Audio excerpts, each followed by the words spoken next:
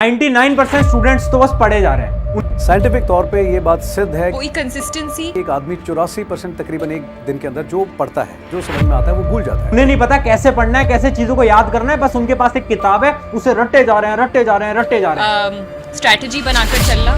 यार देखो, अगर तुम्हें अपना ड्रीम अचीव करना है, अगर तुम्हें अपना गोल अचीव करना है, तो ऐसे पढ़ना बंद करना पड़ेगा। मैं स्टोरीज पढ़ता था कि एक बेसिक सा इंसान, बहुत जीरो लेवल का इंसान एक बहुत टॉप लेवल पे पहुंच गया। तो आप सब डटे रहिए, कट ऑफ पे ध्यान ना देकर के मैक्सिमम नंबर की तरफ देखो। फेलियर से मत भागिए। आप बहुत पढ़ते हैं, आपको आता कुछ नहीं। और जरूरी नहीं है जो ज्यादा पढ़ते हैं उन्हीं का होता है। बस ये केवल 4 स्टेप हैं, इन 4 स्टेप्स को फॉलो कर लो, देखो तुम भी टॉपर बन जाओगे।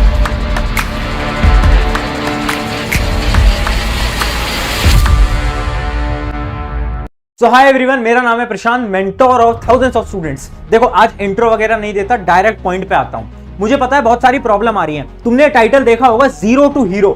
अब देखो, तुम चाहे आज के समय पर कहीं पर भी स्टैंड करते हो, चाहे तुम क्लास के सबसे डफर बच्चे हो, या फिर तुम एक एवरेज बच्चे हो, या फिर तुम मेहनत तो करते हो बट तुम्हारा स्कोर नहीं आ पा रहा, चाहे कुछ भी प्रॉब्लम हो, चाहे तुम किसी कॉम्पिटिटिव एग्जाम की तैयारी कर रहे हो, चाहे तुम स्कूल लेवल एग्जाम की तैयारी कर रहे हो, चाहे किसी भी एग्जाम की तुम तैयारी कर रहे हो, ये वीडियो बहुत इंपॉर्टेंट है। क्यों?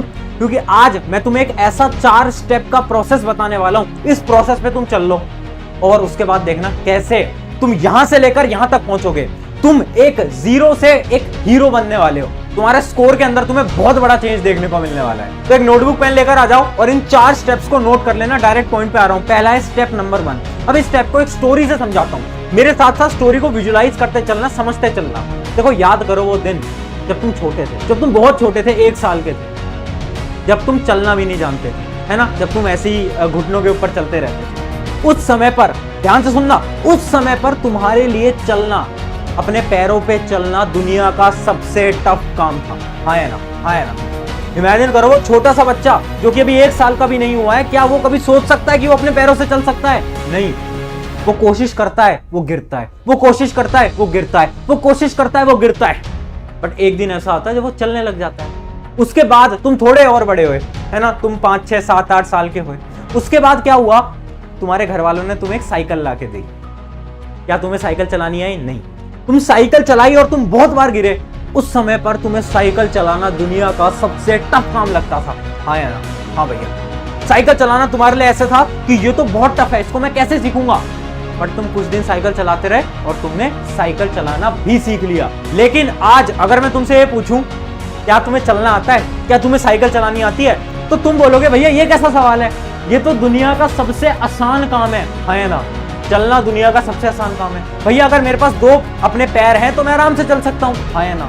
अगर भैया मुझे साइकिल चलानी आती है, मैं आराम से चला सकता हूँ। क्या साइकिल चलाना या फिर चलना कोई डिफिकल्ट काम है? नहीं, बिल्कुल नहीं। ये चीज मैं तुम्हें इसलिए बता रहा हूँ क्योंकि यार, it is all about mindset. ध्यान से सुनना मेरी बात। बचपन में जब तुम छोटे थे तो तुम्हारे लिए चलना बहुत डिफिकल्ट काम था क्योंकि तुम खुद से चल नहीं पाते थे। बट जैसे ही तुमने चलना स्टार्ट करा तो तुम्हारे लिए चलना दुनिया का सबसे आसान काम हुआ। जब तुमने साइकिल चलाना स्टार्ट करा तो साइकिल चलाना तुम्हारे लिए बहुत डिफिकल्ट था, बट जैसे ही तुमने साइकिल चलाना सीखा तुम्हारे लिए वो सबसे आसान काम हो गया। आज भी तुम सेम सिचुएशन के अंदर खड़े हो।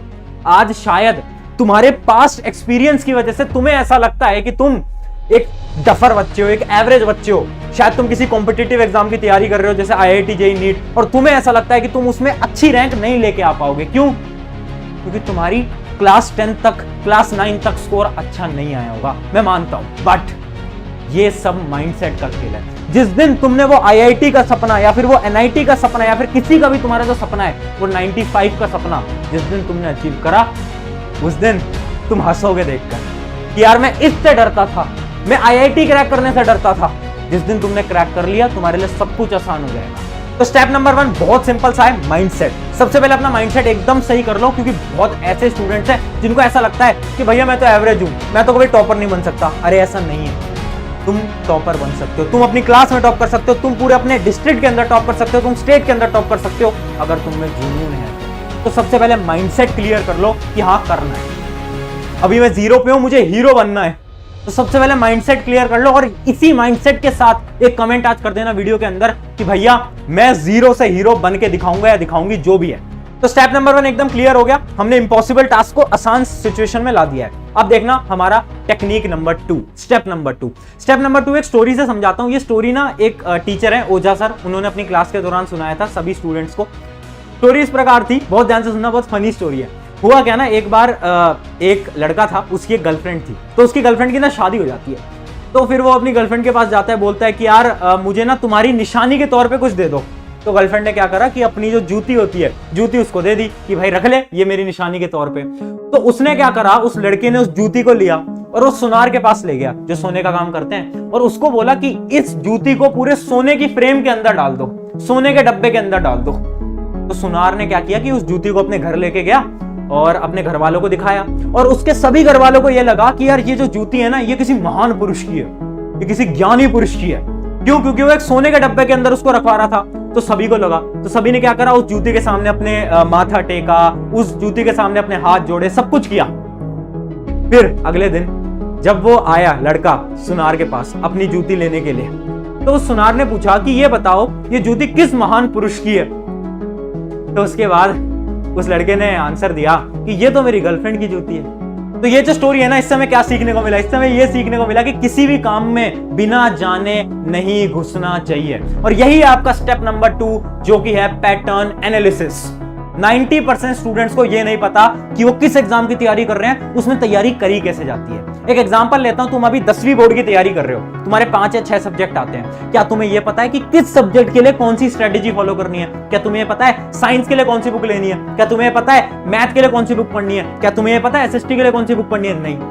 90% लोगों के पास पैटर्न ही नहीं है, उनको यही नहीं पता पढ़ना कैसे है। बस वो जो स्कूल वाले पढ़ाते हैं पढ़ते जाते हैं, पढ़ते जाते हैं, पढ़ते जाते हैं। बट वो जो टॉपर है ना, वो पूरी रिसर्च करता है, वो देखता है कि अच्छा यार प्रीवियस ईयर क्वेश्चन में से इसके क्वेश्चन ज्यादा आए थे, तो ये वाला चैप्टर इंपॉर्टेंट है, इसको मैं ढंग से पढ़ लेता हूं। समझ रहे हो बात को? तो सबसे पहले अपना पॉइंट नंबर 2 याद रखना, जो कि है पैटर्न एनालिसिस। आप जिस भी एग्जाम की तैयारी कर रहे हो, सबसे पहले उसका पैटर्न देखो, सवाल कैसे पूछे जाते हैं, कौन से सब्जेक्ट की कैसी स्ट्रेटेजी आप फॉलो करने वाले हो, कौन सी बुक लेने वाले हो, कौन से टीचर्स को फॉलो करने वाले हो। अब चलते हैं हमारा स्टेप नंबर 3। इन सभी चीजों को नोट करते चलना। स्टेप नंबर 3 आपको मैं स्क्रीन के ऊपर समझाऊंगा, बहुत ध्यान से देखना, बहुत इंपॉर्टेंट स्ट्रेटेजी है। देखो एक स्टूडेंट था, कौन? राहुल। अब राहुल को बोला कि यार गड्ढा खोद, जमीन के अंदर गड्ढा खोद, तुझे पानी मिलेगा। तो राहुल क्या करता है, देखना ये जमीन है और राहुल गड्ढा खोदना स्टार्ट करता है। राहुल खोदता है, खोदता है, खोदता है, यहां तक खोदता है, फिर वो थक जाता है, वो बोलता है यार इस जमीन में तो पानी नहीं है। फिर वो 1 किलोमीटर आगे जाता है और फिर से 1 घंटे तक गड्ढा खोदता है, फिर उसे पानी नहीं मिलता। फिर वो आगे जाता है, फिर गड्ढा खोदता है, फिर वो आगे जाता है, फिर वो गड्ढा खोदता है। ऐसे गड्ढा बहुत जगहों पर खोदता रहता है, उसे कहीं भी पानी नहीं मिलता। और पानी पता है कहां पर था? पानी था यहां पर, इस जगह पर। अगर राहुल, इमेजिन करो राहुल ने 7 अलग अलग गड्ढे खोटे, तो उसे कितना टाइम लगा? 7 आवर्स। कितना टाइम लगा? 7 आवर्स, 7 घंटे उसे लगते। बट अगर राहुल थोड़ा सा दिमाग लगाता और एक ही जगह पे पूरा गड्ढा खोद देता, चाहे 2 घंटे लगते। इमेजिन करो इसी जगह पर वो गड्ढा खोदता रहता, तो एक टाइम पर पानी उसे मिल जाता। यहीं पर ही हमारा स्टेप नंबर 3 आता है। स्टेप नंबर 3 है कि यार आप जिस भी रिसोर्स से पढ़ रहे हो, जिस भी टीचर से पढ़ रहे हो, उन्हीं से पढ़ो। 90% स्टूडेंट क्या करते हैं, जब से यूट्यूब आया ना, तो एक चैप्टर यहां से पढ़ लेंगे, एक यहां से पढ़ लेंगे, यहां से पढ़ लेंगे, यहां से पढ़ लेंगे। 10 किताबें लाकर रख देंगे घर में कि भैया मैं ना ये किताब से भी पढ़ लूंगा, इससे भी पढ़ लूंगा, इससे भी पढ़ लूंगा। अरे क्या कर रहा है यार? अगर हर जगह गड्ढे खोदेगा तो कहीं से भी रिजल्ट नहीं निकलेगा, कहीं से भी सिलेक्शन नहीं निकलेगा। तो अगर तुझे जीतना है ना, तो पहले तो राहुल की तरह मत बन। तुझे क्या करना है? तुझे एक ही जगह पर पढ़ते रहना है, एक ही किताब से पढ़ते रहना है, एक ही टीचर को फॉलो करना है। तो स्टेप नंबर 3 समझ गए। अब स्टेप नंबर 4 और फाइनल पॉइंट। देखो यार, इमेजिन करो जब आप खाना खाते हो, आप इमेजिन करो आप 2 रोटी खाते हो डेली की। अब क्या हुआ ना, आपने एक दिन 10 रोटी खा ली, तो क्या होगा? वॉमिट, उल्टी, यही होगा ना। 10 रोटी तो नहीं आपका पेट पचा पाएगा, नहीं ना। आपका जो ब्रेन है ना, वो भी आपके पेट की तरह है, वो भी आपके स्टमक की तरह है। कैसे? अब इमेजिन करता हूं मैं एक स्टूडेंट है जो कि पूरे साल भर केवल 1 घंटे पढ़ा है, 1 घंटे भी नहीं पढ़ा। अब अचानक से एग्जाम आ गए, तो स्टूडेंट का दिमाग चला और उसने बोला अब तो मुझे 10-10 घंटे पढ़ना पड़ेगा। तो क्या आपका दिमाग 10 घंटे पढ़ने को तैयार है? नहीं। जब आप पूरे समय पर, पूरे साल भर 1-1 रोटी खाते आ रहे थे, तो आखिरी के 1 महीने तुम 10-10 रोटी कैसे खा लोगे? ये तो बात ही प्रैक्टिकली नहीं है ना। और यहीं पर ही हमारा स्टेप नंबर 4 आता है, जो कि है सेल्फ चेक। मतलब देखो हमें क्या करना है ना, हमें खुद पे चेक करते रहना है कि आज अगर मैं 1 घंटा पढ़ रहा हूं, तो कल मैं थोड़ा सा और पढ़ूं, फिर मैं थोड़ा सा और पढ़ूं, फिर मैं थोड़ा सा और पढ़ूं। जरूरत नहीं है जरूरत नहीं है कि तुम 10-10 घंटे पढ़ो। 90% स्टूडेंट पता क्या करते हैं, 90% स्टूडेंट्स की कहानी बताता हूं मैं। एक दिन 10 घंटे पढ़ लेंगे, ठीक है, फिर अगले दिन 1 घंटे पढ़ेंगे, फिर एक दिन 7 घंटे पढ़ लेंगे, फिर एक दिन 1 भी घंटे नहीं पढ़ेंगे, फिर एक दिन 10 घंटे पढ़ लेंगे। अगर तुम ऐसे पढ़ते हो ना तो सिलेक्शन तो भूल जाओ, नंबर भी भूल जाओ, क्योंकि यार आपका वो दिमाग है, दिमाग आपके पेट की तरह होता है। अगर आप एक दिन 10 रोटी खिला रहे हो, एक दिन 15 रोटी खिला रहे हो, एक दिन 1 भी रोटी नहीं खिला रही, कैसे जिंदा रहोगे? खुद सोचो। क्या एक भी दिन बिना रोटी के रह सकते हो? नहीं रह सकते। बिना खाना खाए रह सकते हो? नहीं रह सकते। सिंपल सी बात है ना यार, आपका ब्रेन है। हमें क्या करना है, इमेजिन करो छोटा सा टारगेट लेके चलो ना, 2 घंटे 2 घंटे। अब मुझे अपना वेट इंक्रीज करना है, तो मैं क्या करूंगा, मैं डेली 2 रोटी खाता था, तो मैं एक दिन 3 रोटी खा लूंगा, फिर मैं 2.5 रोटी खा लूंगा, फिर मैं 3 रोटी खा लूंगा।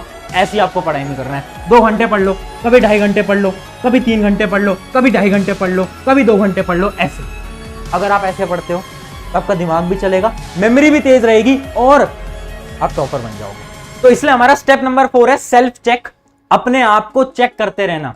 अचानक से ज्यादा पढ़ने की जरूरत नहीं है, खुद को चेक करते रहो ना। डेली रात को चेक कर लो कि यार मैंने आज कितने घंटे पढ़ा, क्या मैं कल से थोड़ा ज्यादा पढ़ पाया या नहीं पढ़ पाया। ज्यादा पढ़ने को मैं नहीं बोल रहा हूं, मैं बस इतना बोल रहा हूं डेली पढ़ो, बट कंसिस्टेंटली पढ़ो। तो हमें याद रखना है इन चारों स्टेप को, होपफुली आपने नोट कर लिए होंगे। अब एक 1-to-1 लास्ट स्ट्रेटेजी बता रहा हूं, और ये आपकी और मेरी बीच की स्ट्रेटेजी होती है। देखो यार, मैं नहीं जानता इस वीडियो को कौन देख रहा है कौन नहीं देख रहा, मैं नहीं जानता आपकी उम्र क्या है, आपकी क्लास कौन सी है, आप किस कॉम्पिटिटिव एग्जाम की तैयारी कर रहे हो। शायद आप यूपीएससी की तैयारी कर रहे हो, शायद आप क्लास 10th की तैयारी कर रहे हो, मुझे नहीं पता। बट बस मैं ना एक लास्ट लाइन कहूंगा अपने एक्सपीरियंस से, ये जिंदगी ना युद्ध की तरह होती है। युद्ध, वॉर में क्या होता है ना, कुछ सिपाही जो लड़ने जाते हैं ना, वो खुश होके जाते हैं। वो ये सोच के जाते हैं कि भाई कुछ भी होगा बट मैं अपना बेस्ट लगा कर आऊंगा। और कुछ सिपाही ऐसे भी होते हैं जो कि ये सोच के जाते हैं, जो कि बहुत दुखी होके जाते हैं। वो कहते हैं अरे यार मैं मर जाऊंगा यार, इस वॉर के अंदर अगर मेरी मृत्यु हो गई तो क्या होगा। वो डर डर के जाते हैं। सेम आपकी लाइफ है, आपके पास 2 ऑप्शन है। या तो आप इस लाइफ में जितनी भी डिफिकल्टीज आती हैं उनको ऐसे फेस कर लो कि भाई डिफिकल्टीज आई हैं, कोई बात नहीं, बेहतर कर लेंगे, अपना बेस्ट लगा दूंगा। या फिर तुम उस सिपाही की तरह बन जाओ जो कि डर डर के जीना चाहता है, जो कि कहता है कि यार मुझे डर लग रहा है यार, मैं नहीं लड़ पाऊंगा यार, मुझे तो बहुत डर लगता है यार। लाइफ हमेशा हर एक व्यक्ति के सामने प्रॉब्लम देगी, आप अकेले नहीं हो, मैं अकेला नहीं हूं। हर एक स्टूडेंट के सामने प्रॉब्लम्स आएंगी, बट 2 प्रकार के स्टूडेंट होंगे, जो कि उस प्रॉब्लम का हंसते हंसते सामना करेगा, जो उस प्रॉब्लम का रोते रोते सामना करेगा। सामना तो देखो दोनों को करना है, अब डिपेंड तुम पे करता है, या तो हंसते हंसते कर लो या तो रोते रोते कर लो। आई होप तुम समझ गए होगे मैं क्या कहना चाहता हूं। ऑन दिस नोट आज की वीडियो को एंड करते हैं। एंड मेरा नाम है प्रशांत। मैं आपको बता देता हूं कि इस चैनल पे मैं कभी भी आपको ये नहीं बोलता इस चैनल को सब्सक्राइब करो, बट मैं आपसे एक रिक्वेस्ट करता हूं कि अपने एक मित्र के साथ इस वीडियो को शेयर कर देना, ताकि वो इस 4 स्टेप प्रोसेस को जान पाए और वो भी 0 से हीरो पहुंच जाए। हमारा एक मकसद है यार कि हम ना यूथ को मोटिवेट कर पाए, यूथ को गाइड कर पाए। और जो मैंने आपको कमेंट करने के लिए बोला था ना, उसको भूलना मत। पहले स्टेप में जो मैंने आपको कमेंट करने के लिए बोला था वो जल्दी से कमेंट कर दो। ऑन दिस नोट शुक्रिया एवरीवन, मेरा नाम है प्रशांत, मिलते हैं नेक्स्ट वीडियो के अंदर।